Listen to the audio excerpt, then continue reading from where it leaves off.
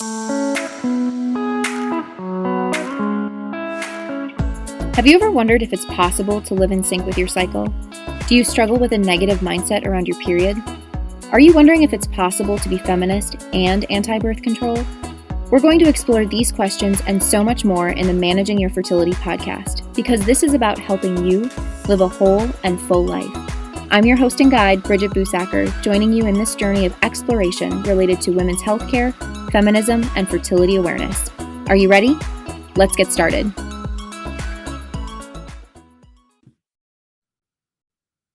Hey, Emily, welcome back to the show. For those of you who don't know Emily, she's co-founder of FAbM Base. She writes over at Total Wine. She's in a lot of different spaces talking about NFP, fertility awareness, sex, theology of the body, you name it. She is talking about it. She has been on this podcast before to talk about sex, and she is back to talk about sex again. We're going to be focusing on premarital sex and what to do when you don't feel bad about it. So we're going to go through somewhat of a framework here and just have an honest conversation. So we're going to get in the gray. We're going to get into some of the nuances. This is probably going to be a conversation of many because this is challenging. We know the objective truths that the Catholic Church teaches, but it's challenging. So Emily, welcome. Thank you. Yeah, it's funny. Whenever you were talking about this topic, I was thinking like, ooh, Catholic 101, how to make yourself guilty. I mean, which is not what we're gonna do today, but yes, it's like that's anyway. Catholic guilty. Into it. Yeah. We want to talk a little bit about like, okay, just like 101 stuff. Like, what does the Catholic Church teach about sex? What is like biology, physiology, like why our bodies work the way they work and how our hormones get sometimes feels like in the way. And also like what research has found around premarital sex versus married sex and what we see there. And just, again, this is a conversation. So let's just jump in first, like Catholic Church teachings on premarital sex. This is our second time recording, by the way, because everything glitched out. We like set a prayer before we start. We're like, we're ready to go. And so we're going to do this again. We're going to have it more concise, clean, crisp. It's going to be great. Yeah, there was a demon in the Wi-Fi. Anyway, possibly, who knows? So I think two things here. First of all, is that faith and reason are not opposed. They work in conjunction. So I'd like to just frame our whole conversation that way, so that when we talk about the theological stuff and we talk about the science stuff, it's going to sound like they're missing each other or whatever. We have to understand that we are looking at both of these things through the lens of a fallen world. Right. And so nothing is going to be completely clear. Things are going to be difficult. And the way that I like to describe church teaching is that the truth is very simple. It's very simple. It's very cut and dry. However, applying it in a fallen world is very messy and very complicated and very nuanced. So short and sweet, sex is confined to marriage. Catholic Church defines marriage as the lifelong union between a man and a woman. Mm-hmm. And then sex within that is an act that is both fully unitive and procreative and is total, free, and fruitful. Okay, so anything outside of that context is no bueno in the Catholic Church, right? So that means affairs, premarital sex, homosexual sex, anything that does not fit within that boundary is not licit, is sinful, right? And so this becomes complicated. Like that's pretty simple, pretty cut and dry. Like you can see through the lens, like why we don't do contraception, why we don't do abortion, why we don't do homosexual marriage, why we don't do all of these different things, why we don't do polygamy, right? Why we don't condone any of those things, because that is the basic framework that we're working within. Now, a lot of people are like, well, why? Valid question. And I think, one of the things that a lot of Catholics don't do so well with is questioning their faith. And we need to get better about that. Yeah. Because questioning our faith is really the only way to understand it. One of the things that I like to remember is that the name Israel, which is the name for God's chosen people, the name literally means to wrestle with God. And so if we are God's chosen people, we wrestle with him. We ask questions, we struggle, we fight, we don't understand these things. This is not indicative of a bad faith. This is indicative of a solid faith, one that wants some teeth to sink into, or something to sink your teeth into. There we go. You said this was going to be concise. basic premise that we're approaching this conversation from. It just, sex is for married men and women, one man, one woman for life. Sex is an act that is unitive and procreative and is total, free, and fruitful. Boom, done. Amazing. There we go. I loved what you said about Israel. I didn't know that means to wrestle with. I think that's a good point, because in this, you understand that, you know, from the framework, like you said, it's like, okay, this is where we're working from. This is what we mean. This is how all these other things don't make sense.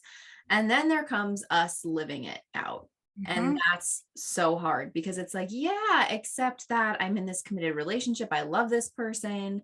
Yeah. I see my life with them. I see myself having kids with them. I want to be intimate and close with them. And I think that's where like the rawness and the vulnerability of being human and living in this body, which like God has given us, it's not like we're at war with it. We're body and soul. And I think that just makes it so much more complicated when you start to throw in our hormones and our physiology and the ways in which we work and the desires and the designs that we have in which we're made for.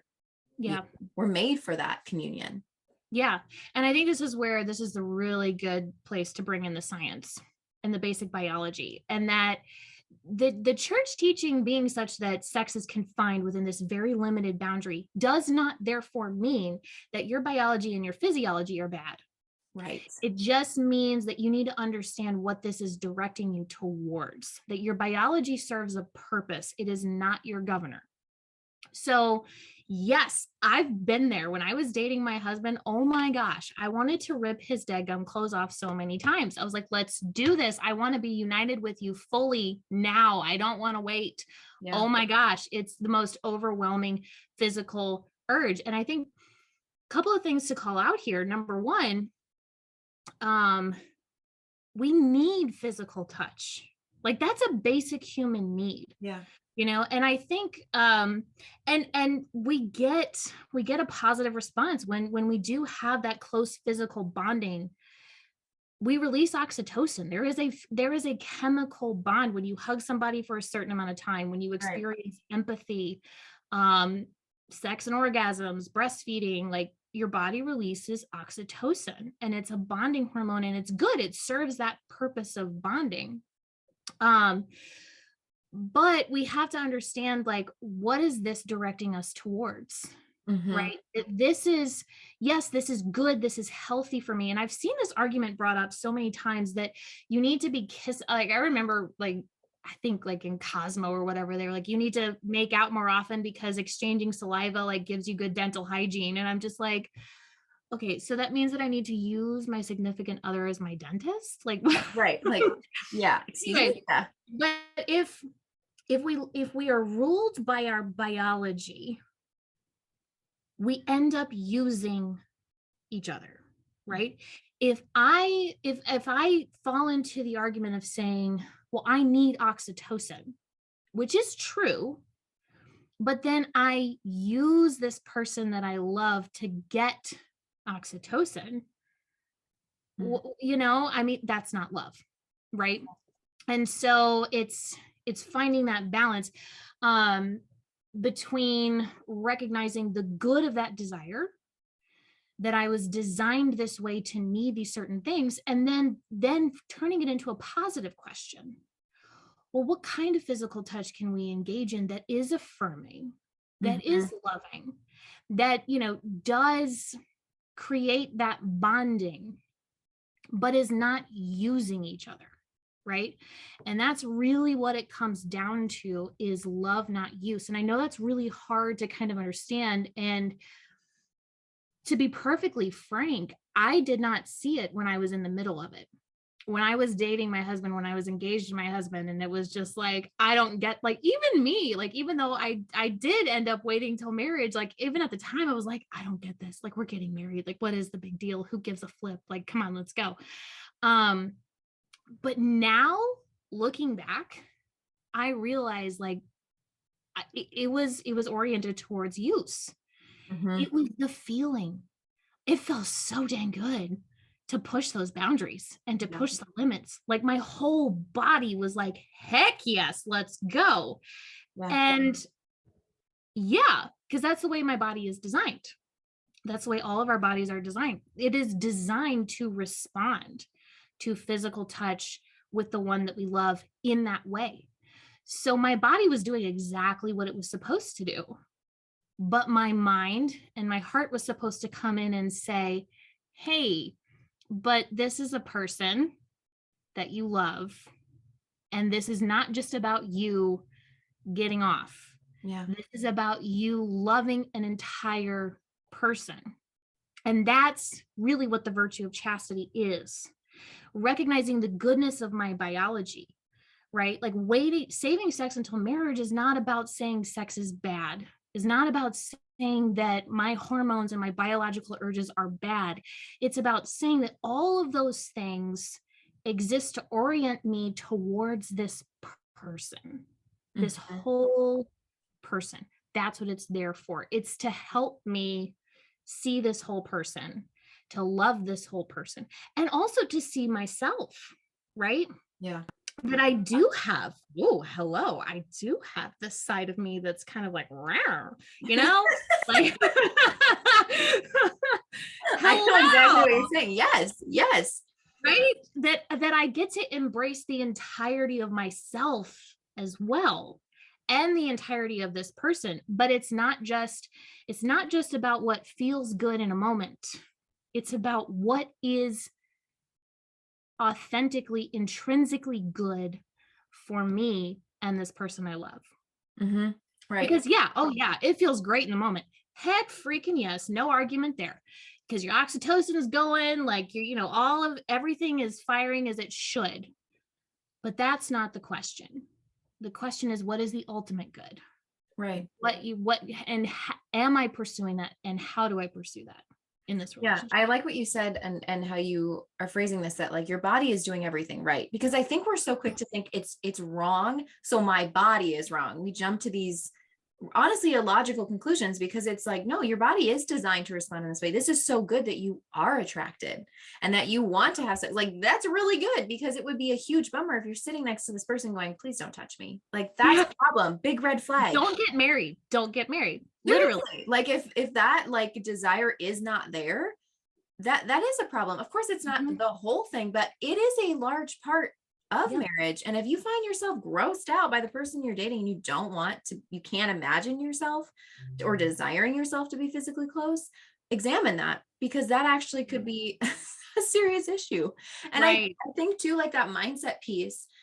And I think the cultural narratives around sex, where you have like, okay, culturally, we're trying to make sex sexy and amazing and wonderful, and you should do it with whoever you want, no matter what. And you have the license to do it. And then you have within the Catholic and Christian circles, like, you can't ever do it. You have to wait until marriage, and the negativity around it, that it quickly becomes like, this is bad, you shouldn't do it. And then all of a sudden it's good when you're married. Right. And that doesn't make sense either. Yeah, when you're living in that space where you're like, okay, well, it does feel really good to make out, and I don't think it would feel bad to have sex, and I think that they're wrong. That's a whole other thing that you're grappling with in your mind, and thinking like, okay, I don't really feel guilty.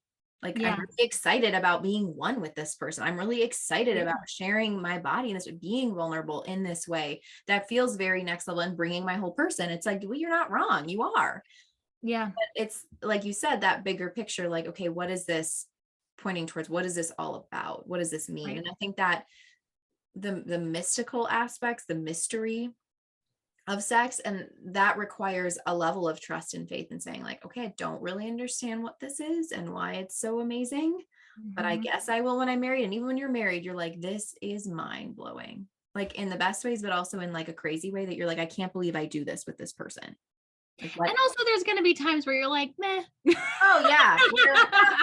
That was done. Time to get to bed because I'm exhausted. I know. Or whatever, like, but there's, I think, that deeper reality to that too. Just even saying that, of it's more than that. It's so much more than just like, oh, it feels good, or I always desire you. And if I don't desire you, then it's bad, because that can happen in marriage too, when you're like, I'm not really feeling it, but I'm going to kind of check myself and see like, okay, actually, like, I would be open to this. Like, we're talking about normal, healthy relationships, obviously not pressuring, not abusive, things like that, but just that openness to say like, this could be a really great way for us to have communion, to connect. And that's weird too, when you go from a space of I'm so horny, and then you're married and you're like, what's happening here? Why am I not always horny all the time? Because I was literally every date night when we were dating. and engage. Right. Literally every Is time. my libido tank just because I got a ring? What is this? Yeah. Yeah. Well, and I think this question about premarital sex is caught in between this pendulum swing. On the one hand, you have purity culture and Jansenism, which we can give a brief definition. And then on the other hand, you have hedonism. So purity culture, Jansenism basically says, you know, it basically reduces sex pretty much to a utilitarian function of procreation. And particularly in purity culture, it's like, well, guys need to ejaculate. And if they don't ejaculate, they're going to go have an affair. Yes, that's honestly. like the extreme. Yeah, that's the extreme end. And Jansenism is a Catholic heresy that basically says that, you know, humans cannot choose anything good. Therefore, you know, most good things are actually bad. And it's like, no, that's a really rudimentary definition, really rough definition. So, you know, go double check that. But that's on one end of the spectrum. And you can see how that applies with Jansenism in the sexual realm, because, you know, if we are so corrupted by sin that we can't choose anything good, then when you apply that to the sexual sphere, well, you know, pleasure is bad and all this kind of stuff. And then you swing the pendulum the other way and you get hedonism that says, oh no, pleasure is the whole point. Pleasure is the only reason why we do this, right? Personal pleasure is why, whatever my personal preferences and all that type of stuff, that is good, right? And there's a twinge of truth on both ends. And I think that we have to kind of call that out. So hedonists, they get it right. Pleasure is good. Well done. Yes. And that's why it hangs on. And on the other end of the spectrum with this heresy, it's that, yes, we can abuse what is good. Yeah. That is true. And kind of baked into that is a little bit of that twinge of avoid the near occasions of sin, right? And so I think that that's why it's kind of held on. However, just because we have the ability to abuse something doesn't mean you should eschew it, right? It means you govern it with virtue, right? Pleasure is good, but it is not the end. It's not the whole point. It's a means. And when we treat it as the ends, that's where we start to get into trouble, right? And so this whole premarital sex question is kind of caught like, well, okay, so I'm not a prude, but I'm also not a libertine. Like, but those are the two predominant messages that I'm getting. Yeah, right. How do I read through this? And the answer is in the middle. Pleasure is good, but it has boundaries and it has limits, right? And it's good that it has boundaries and it has limits. And our secular culture doesn't understand that, because freedom means the license to do whatever I please. But the problem is that if I have the license to do whatever I please, that means that at some point I am going to be using someone. Because if I'm going to do whatever I please, that is going to end up at some point at someone else's expense.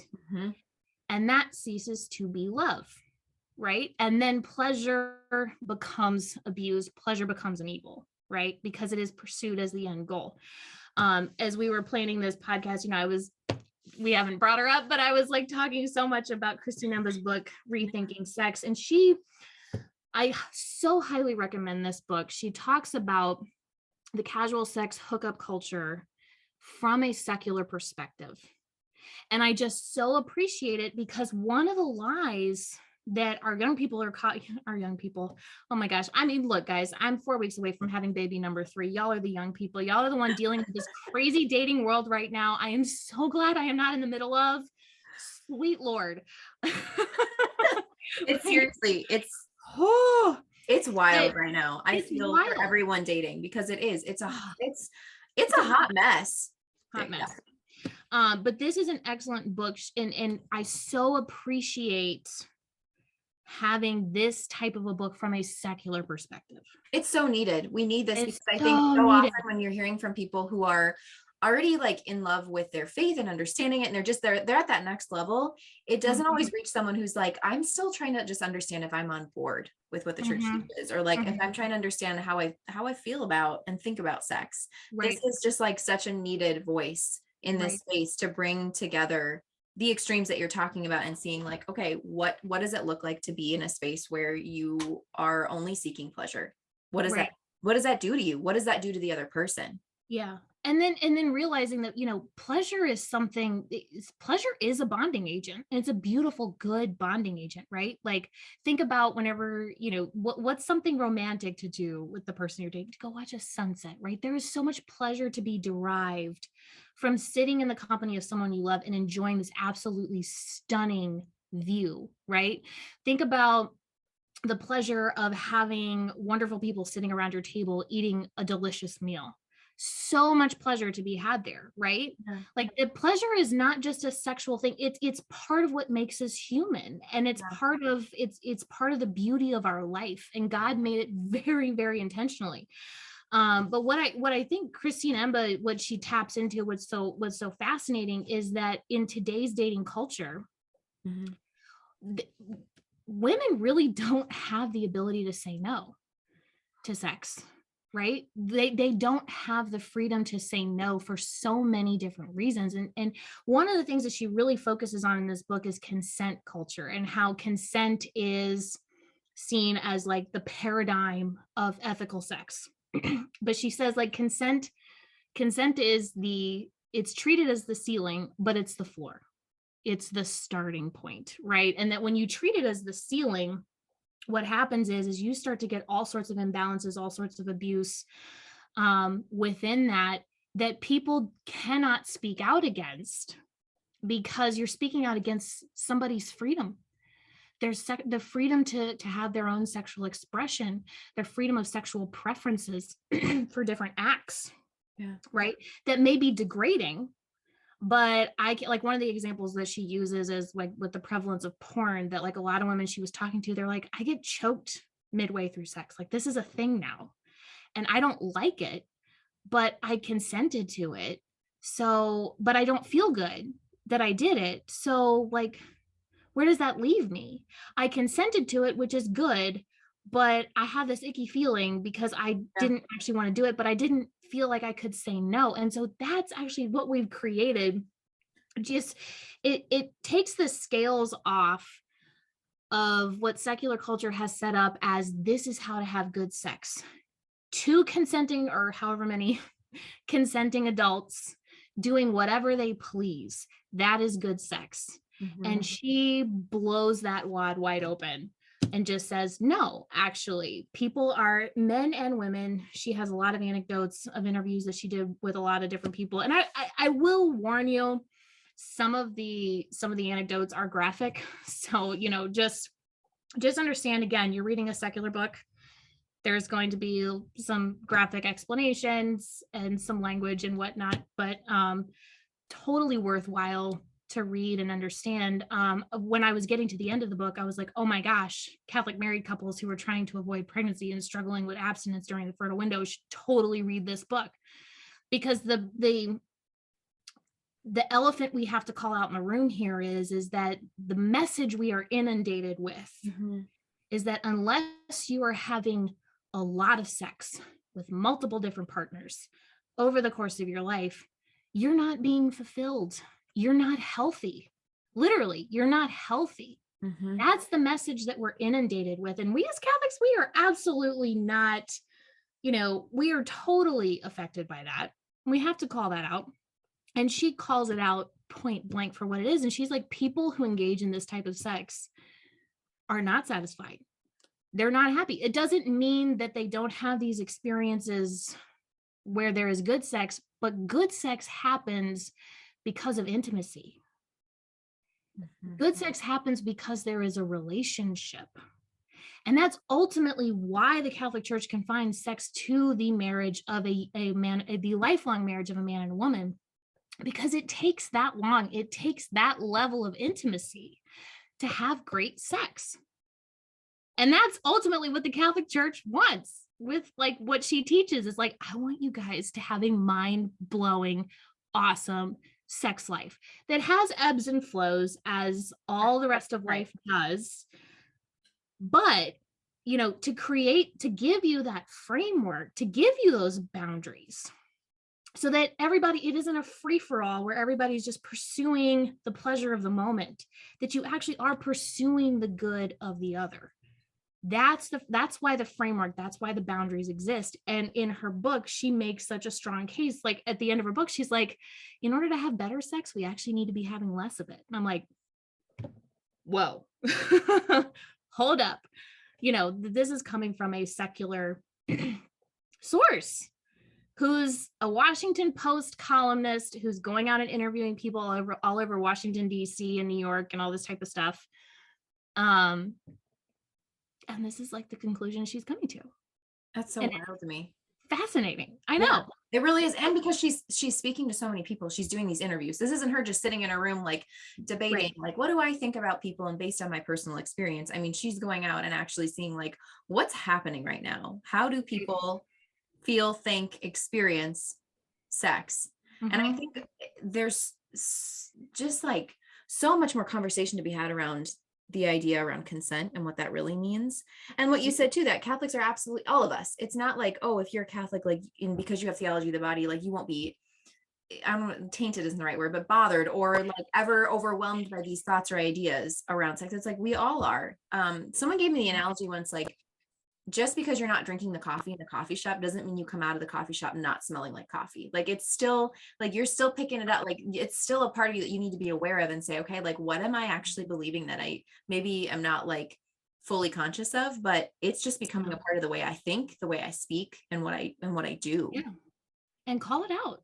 I mean, this is something like in our line of work, talking about fertility awareness, we're always talking about birth control and, all this type of stuff. And I think we all to some degree have a birth control mentality, which can take many different forms. We can think about our female bodies as, pesky and cumbersome and annoying, right? That they're not predictable, that they're not, oh, it's just like, it's this huge burden. That's a birth control mentality because we have this pill available that gives us quote unquote 28-day cycles, right? That makes them predictable, that makes them quote unquote normal, right? Meanwhile, it's destroying the rest of your body. So doing fertility awareness turns out on its head, but we're approaching it from living in a world where that's viewed as an annoyance and you need to stop that, right? Get on a pill to make yourself more like a dude because, like, oh, icky, like month-long cycles where you go through like all of these changes, like hard pass. No. Right. And so like, that's something I became very aware of that. And I know like women who don't have quote unquote perfect cycles, we deal with that frustration. And part of me wonders how much of that is because we live in a world where, oh, you just have a 28-day cycle because you get on this pill. Right. So that's a birth control mentality that I think we're all exposed to and all subject to, that affects our view of sex, right? Because this gets into when you do get married and you are, having, or you're not married and you're having premarital sex and having zero guilt about it and having a great time, right? But like you're doing fertility awareness and because you don't want to take birth control or whatever, and you're like, well, if we have sex during my fertile window and my estrogen is high, I'm going to get pregnant, but this is when I want sex and I don't want sex at the other times when I can't get pregnant. So what the heck, like, why would God design it this way and all that type of stuff? And it's like, again, fallen world, right? Fallen world. This was not how it was supposed to be. Now, does that mean that we would have sex every time during our fertile window and just pump out hordes of babies? I don't think so. Adam and Eve had like 3 kids and lived to 900. Right. But again, post like fallen world, like we have no idea. We don't know. We have no idea. We might have viewed sex and children, not like in a totally different way, but in a way where you just like, it's very beautiful and natural and normal that you just have sex, you have babies and it's all taken care of and great. Cause you're in a pre-fallen world. You're in a perfect world. Right. Like everything's beautiful and works well. And you're not bleeding and grunting and mad about giving birth. I mean, maybe you bleed, but like, I don't know. I mean, like, it's just like, it wasn't supposed to be that way. Like we see that as like the curse that we're given. And I don't mean curse like birth is a bad thing, but it's part of like the injustice of sin. Yes. That's the perfect word for it. Yes. It's injustice. Right. The reason why this stuff makes us so angry is because it is unjust. We were not created to live in a fallen world. And the reason why it ticks us off is because we live in a fallen world. Right. We weren't made to live in this. We I were think, made to live in Eden. And right. so if we're not in Eden, it's like, well, wait a minute, this ain't So right. I think it makes sense in some ways, like why we can be frustrated by our periods or something. Like there's like the cultural narrative and the things that we've just been saying about women's bodies, but then there's also the reality of like fallen world and what was said in Genesis, and that women are like not equal to men, and that's the struggle we have seen since that time of the fall, of this struggle of dignity, and that women are just trying to fit into this male normative world through suppression of the body, through That was the choosing curse. babies or whatever. Like, so it just makes sense why we have this frustration of the injustices of sin, while also needing to recognize, okay, Christ came, he offers, oh, hi. Thank you. Hi. Hi. Can you go back to Mimi while we finish the recording? Thank you. See you later. Bye. Well, there you go. Introduction to my kids. I'm surprised mine haven't made an appearance. I know, right? Okay, but also I'm gonna shut that. Okay. Oh, and by the way, shout out to every podcast listener who's freaking out that like kids come in the room whenever two grown women talk about sex. Yes, and it's fine. Okay, that's like a whole other episode I want to get into. A whole other episode. Yeah, but I just this idea of like fallen world, and also the narratives that we say around women's bodies, and that like Christ died, rose again, we have heaven, we have Mary's, yes, like there is still opportunity to say, okay, these injustices were done and it stinks, and also we are made in the image and likeness of God, and we are still good. We are made good. Our bodies are good. They function in this way, and it's a good thing. Like if you ovulate and you have a healthy pregnancy, like your body's working the way it was designed for, actually. So I think this idea of suppression and control does impact so much more than we realize. It doesn't just say like, oh, I have control around who I get to have sex with and who I consent to and all these things. It's like, no, it bleeds into the way you think and the way you live and the way you act and the way you think about children and the way you treat your spouse. Like it is a lot messier, I think, than we realize. And we saw that predicted in Humanae Vitae and how that was like addressed. Like we're going to see some pretty negative things towards women, like continued injustices towards women. And we're seeing it lived out, and men too. I'm not trying to say like it's all men doing the problem. It's just the thing is, both sexes get shafted. Yes. Both men are viewed as nothing more than insatiable sex fiends who just need to jack off every 3 days, and ideally a vagina to do it into. That's our expectation of men, right? Yes. And we are really honest about that. I see that in I've seen that written about in Christian Catholic spaces. I have seen that in like all the spectrums. I've seen that. And I'm just like, men quote unquote need sex. No, they don't. Nobody needs sex. And the reason I can say that is because no coroner ever put on a death certificate that the cause of death was failure to orgasm. Right. So, also, let's look at like people who choose, like priests and religious, who are choosing a life. You're not dead. Chastity and no sex. Like we're all called to chastity, but they are very specifically giving up sex. Yeah, and they're like having a great time. I know some of those joyful people I know are actually religious, and I'm like, I know you're not banging anybody. So like, there's something here. Like, but what do they have? What is the need? The need is intimacy. The need is love. And that is exactly what they do have in that lifestyle. They do have love. That if we are not loved properly, literally, we die. It is a slow death, but we die. You can you hear, like, I'm just thinking when you said like the coroner, but like, in books and in stories, like, oh, he died of a broken heart. Like, oh, he died, it's like, and we don't laugh at that. Yep. It's like, oh, sad. We know exactly what that means. Like, we know what it means to say he died of broken. It's like, oh, he died because no one loved. He was alone. Like, we know that intensity. We can bring up that emotion and go, that loneliness. Like, oh, I know. Like, that makes you so sad to hear it because you never want that.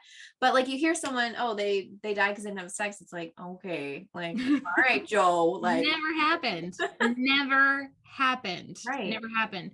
So it's identifying that deeper need. Yeah. Need is not sex. I don't need sex like I need food or like I need air or like I need sleep. If I don't get any one of those things for an extended period of time, I will die. Right. Like that's a fact. If I don't have love, I will die. right? But if I don't have sex, I'm gonna be okay. I might be miserable and frustrated, but I'll be alive. Right. And I think that's okay to say too, is just like, especially as someone, if you like had sex, you've had great sex, you had not so great sex, wherever like you might be in that space, like if you are making the decision to say, okay, moving forward, I will not be having sex with my partner. We're kind of focusing on like, you maybe have multiple partners or you have a committed partner in this conversation that, you know, yeah, you might be frustrated. It might be really hard because you've experienced something that is so good and so pleasurable, and the connection is there. Yep. But it's that reordering to say, okay, but there are different opportunities for us to grow in intimacy and love, and reserving this for a space and a time in which we are in a committed relationship. And that's where I do want to touch on some of the research, and I'll link it in the show notes. One that I read in particular, a study, they were really trying to prove that, okay, now that we're in a culturally in a time where we talk about sex, casual sex is okay. Like we're welcoming a lot more, we're talking about it a lot more, we're seeing it in television, media, all these places, like we will probably see it much more accepted, and we're actually going to see people's pleasure in sex, or connection in sex, or intimacy about the same as someone who's in a married relationship.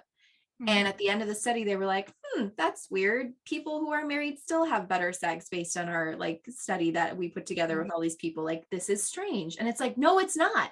It's actually not, because it like speaks to the reality of what we're talking about, that we know those who are in married relationships have the opportunity to be with one person, to learn each other's bodies, to grow in intimacy, to grow an understanding of their sexuality together, and potentially having a family. Like there's so much depth there that we don't give any attention to, because what do you see in the media? Unhappy, disgruntled people who never have sex. And if you ever see that, which can be so rare, you're like, hey, what?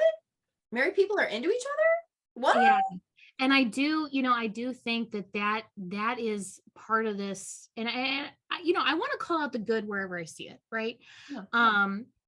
That people who do, cohabit or before marriage, or, they want to make sure that they are sexually compatible before marriage. We hear these types of things, and I know I've heard it scoffed out of the room so many times, but it's like, no. I understand the desire here. The desire is, I want to have a committed lifelong relationship. Probably, how many of us from our generation have divorced parents, right? What can I do to avoid that? What did my parent, and the other thing is too, that, maybe a lot of us grew up in homes where we did not see physical affection modeled between our parents, right? That maybe we ourselves didn't receive a lot of physical affection. Like going back to what we were talking about at the beginning, the biological need that we have for physical touch. In Christine Emba's book, that's one of the things she talks about, is that at this core of casual sex is just kind of this basic need for like skin on skin physical contact. Right.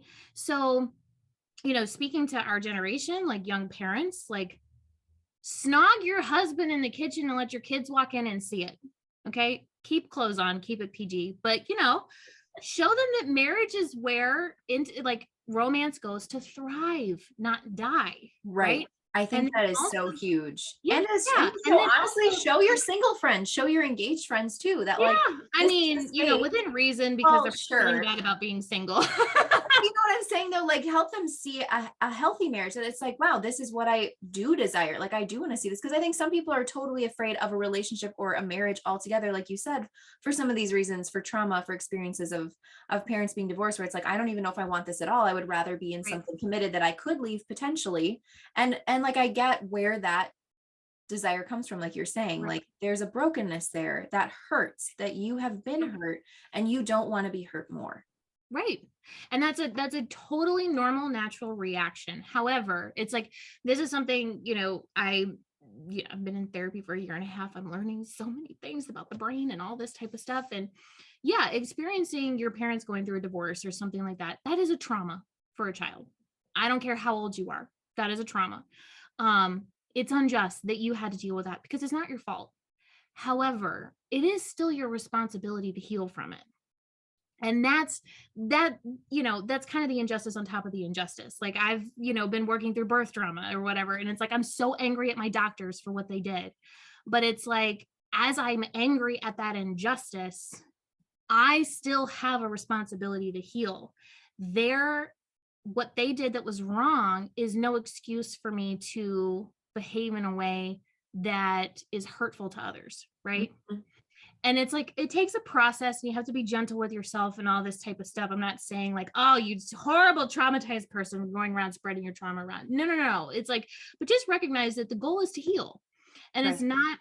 it's not so that you forgive the people who wronged you. It's so you heal, so that you can actually love and engage with other people in a healthy way. It's for you to a large degree. But the other thing is with physical affection, parents who have young kids, me and Bridget are one of them, show them physical affection beyond, when they're in their cute little kitty stage, right? Healthy levels of physical affection throughout their life.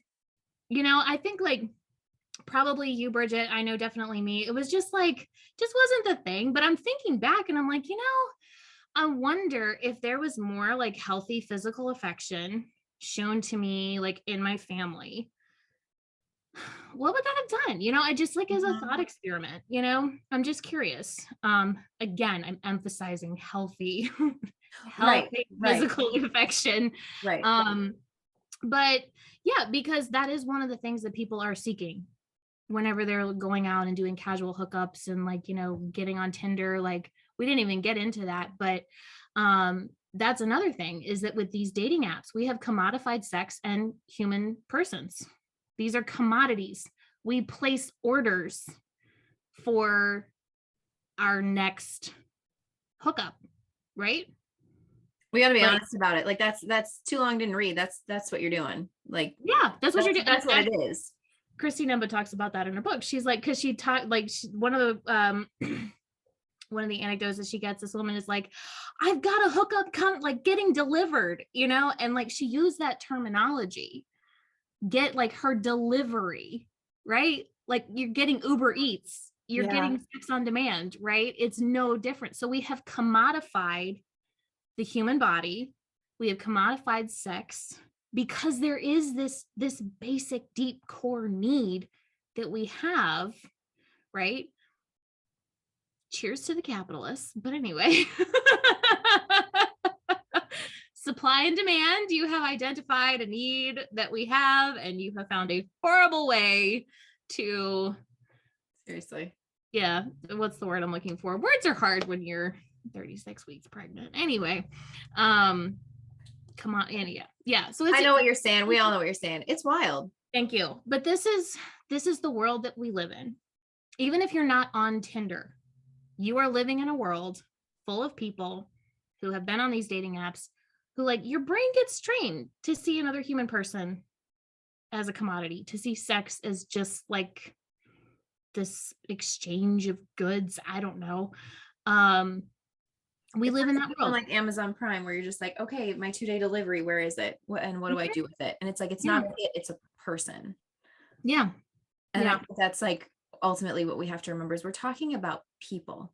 We're talking about someone who is body and soul. And if you're in that committed relationship, you love this person, you care about this person, this is a person you want to spend the rest of your life with. We're all good things.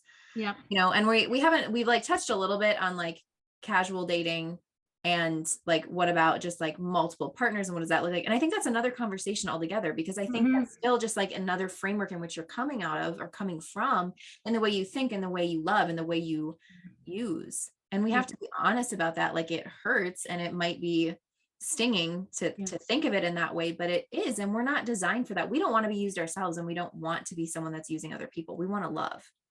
And I do want to, call this out. You were talking about, people who have had multiple partners or whatever, like, have had sex before, or like you're dating the person that you've been having sex with and then you stop. I admire you so much. Yes. I don't know how you do it. I have so much respect for you. You blow my mind that, like, you have tasted it. You know how good it is, and you're willing to give it up for something better and deeper. I'm not going to go Michael Scott. Anyway. But no, I agree wholeheartedly. I have so much, and I know that there's so much shame.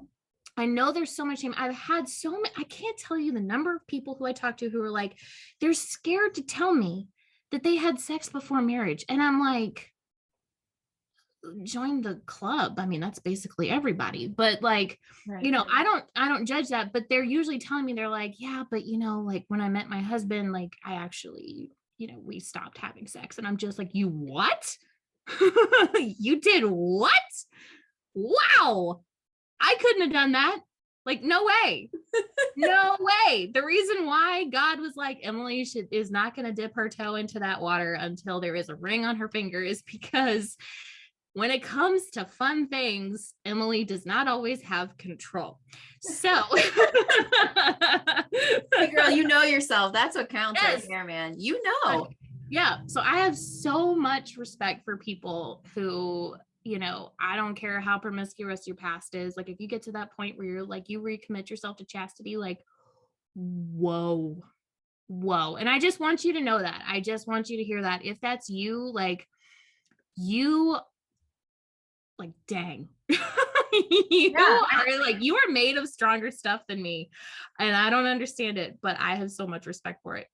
I think that's something that, you know, with this, there could be some shame or guilt coming up. Yep. And I think that's like so important to recognize in yourself and to know as we're talking about this, we are not here pointing fingers. We want to have this conversation because we know it's hard. And like, as people who now have sex and thinking about, wow, saying no to that or reframing or changing lifestyle, that's unbelievable. Like exactly what you said. It's like, that is really, really freaking hard to do, but it is possible. And I don't want to make it sound like you can't do it. It's just like, wow, you know something so good. And yet you were going to say no to will the good of the other and to recognize this needs to be ordered in a different way.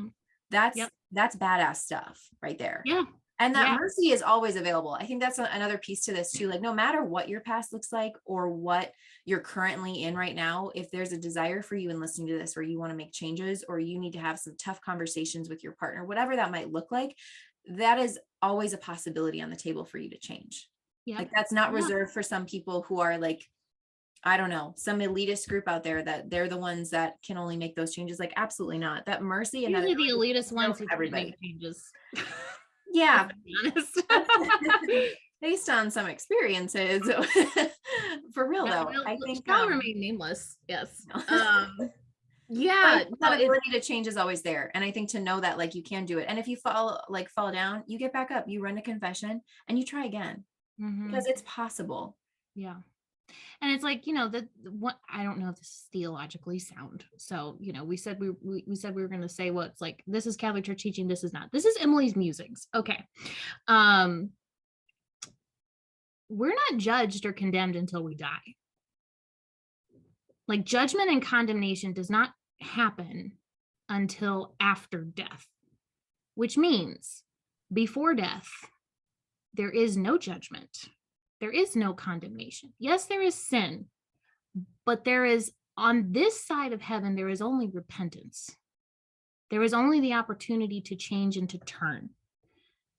God is not judging me while I'm alive and breathing because I have a chance to change, right? When I'm dead, my chances are done. Okay. I've run my race, just whatever happens that's the end. But as long as I am breathing, I can change. I can be redeemed. I can repent. And so anybody who is feeling or who does get judged by other very righteous Catholics, judgment doesn't exist this side of heaven. It doesn't exist this side of heaven. It exists after we're 6 feet under. And so anybody who's judging you right now is not treating you as Christ would treat you. Now, yes, in order to receive his mercy, you have to say, okay, I am going to change. I'm going to repent. But that is absolutely within your grasp. And when you go to confession, now I know, like, some priests, not all priests are perfectly in persona Christi. I understand that. But what you're going to confession for is forgiveness. You're going to release. You're not going to get judged. Right. Confession is the opposite of judgment. Confession is, give me your sins and I give you my mercy. God's a horrible economist. horrible.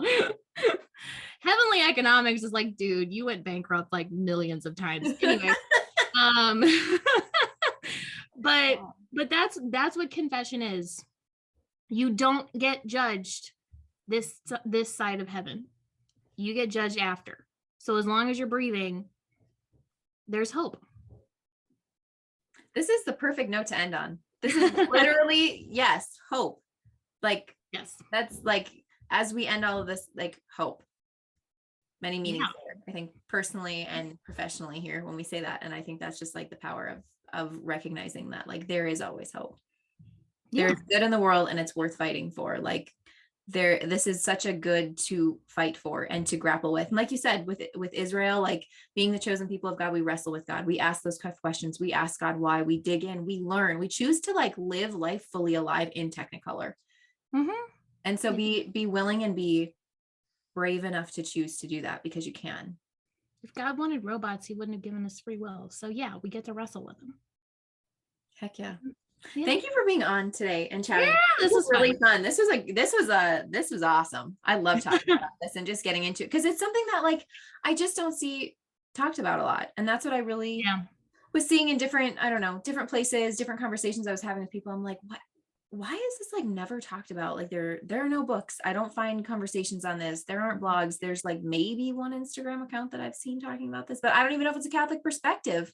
Because it's nuanced and it's messy. Yeah. And I'm not to say that Instagram is the space for that, but I think like just to say, I mean, why not? So like, let's have this as a starting point where you can take this and go next level. Like take it to the next level, go and figure out like, okay, how do I feel about this? What do I think about it? Like, and we're going to link everything we talked about in the show notes, especially the book Rethinking Sex, which is also something I'm going to buy and read, because you've absolutely sold me on it in the past couple of weeks. You talked about it. Do I get royalties for this? No. I wish. Yeah. You should join her like marketing team for real. Like, I'll email her. Can I have an affiliate link, please? No. 50% commissions. I don't know. I talk about it like, a lot. It is so good though. I'm so grateful for that resource. And obviously I'm so grateful for you being willing to talk about this and sharing so openly about so many different topics and helping women actually like take it to the next level and get them out of their DMs and into their real life, choosing to live life like on fire, for real, eyes wide open. Which is also another podcast episode. Yes, it is.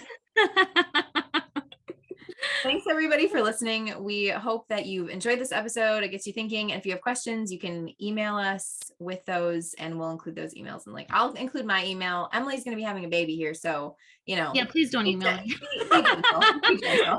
I'll vet things to her. There we go. Thank you so much for listening. Please subscribe, share with your friends, and help expand the conversation around women's health. If you'd like to learn more about fertility awareness, visit www.managingyourfertility.com for more information, resources, guides, and so much more.